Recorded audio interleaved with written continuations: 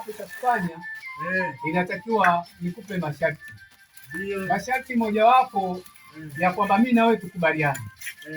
Lakini mimi nataka nije hapo hapo ofisini kwako unapofanya biashara. Ndio. Akasema sawa, lakini pale mimi niko na wenzangu, mwingine anauza mandazi, mwingine anauza chapati, muone hiyo? Sijali. Mwingine anauza vitumbua. Nikamwambia hiyo haina tatizo, mimi nitakuja kukupa maelekezo hapo hapo na masharti nitakupa hapa. Kweli nilipofika pale asubuhi tu kwenye masaa moja tu. Yule dada nikamkuta anapanda chapati pale, anachoma, wengine nikawakuta wanauza vitumbua, wengine sambusa. Kama kawaida. Kama kawaida yani kwenye kama kigenge.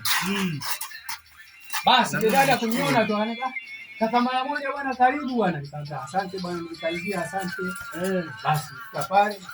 Ndio nikuja. Nikamwambia basi.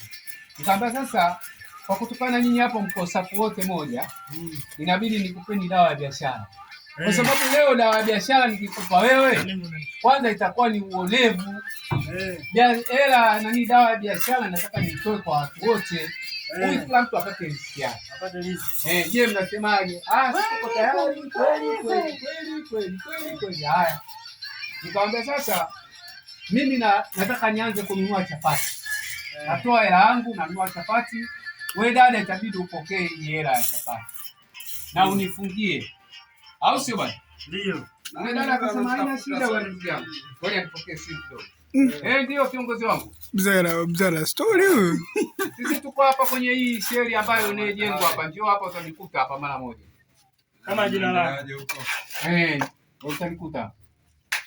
Basi bwana nikaanza kumpa hela yule dada. Akaanza kufunga ile chapati.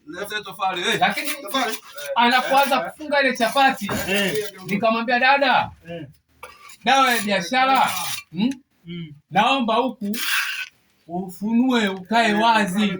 Ndio. Na sio mimi tu nifanyie mtindo huu. Kila mteja atakapokuja umfanyie hivyo.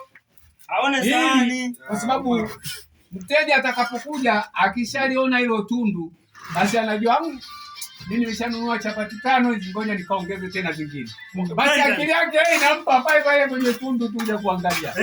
Usiende leo tule. Ndio. Basi wewe una uhakika kwamba biashara utaimaliza na utaondoka kwa haraka. Na utaondoka mapema. Basi dada wote nikamwambia sasa hii inatakiwa muifanye leo kuanzia sasa hivi. Sasa nikamwambia dada haya kaa vizuri nikuangalie.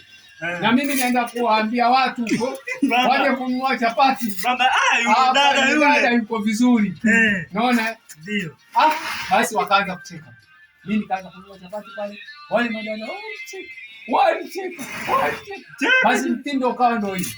Kumbe yule dada bwana akawa ananifikiria labda pengine mimi msanii wa maelezo.